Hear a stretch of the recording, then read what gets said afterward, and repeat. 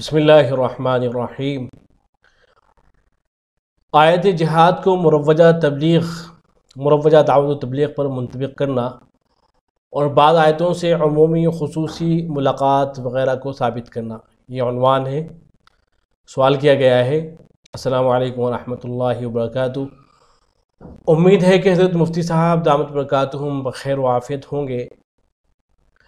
عرض یہ ہے کہ آج کل یہ بات کثرت سے دیکھنے میں آ رہی ہے کہ قرآن مجید کی بعض آیات کریمہ کو مروجہ تبلیغ میں چسپاں کیا جا رہا ہے، اور یہ بتایا جا رہا ہے کہ ان آیات سے یہی تبلیغ مراد ہے۔ جیسے کہ پہلی آیت ہے: اعوذ باللہ من الشیطان الرجیم، بسم اللہ الرحمن الرحیم، وَإِذْ غَدَوْتَ مِنْ أَهْلِكَ تُبَوِّئُ الْمُؤْمِنِينَ مَقَاعِدَ لِلْقِتَالِ وَاللَّهُ سَمِيعٌ عَلِيمٌ۔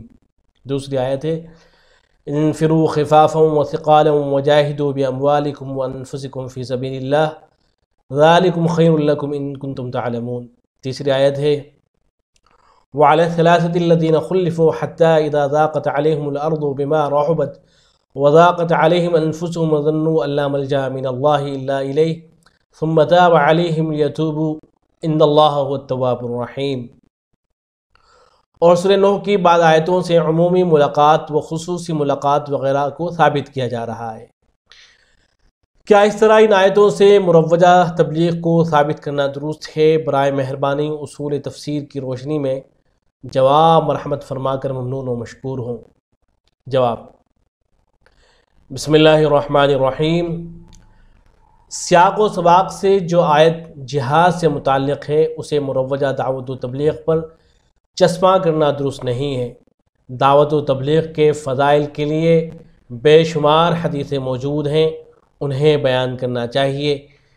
جماعت میں نکل کر جو عمومی یا خصوصی ملاقات کا رواج ہے، یہ جماعت والوں نے کام کی افادت کے لیے نکالا ہے۔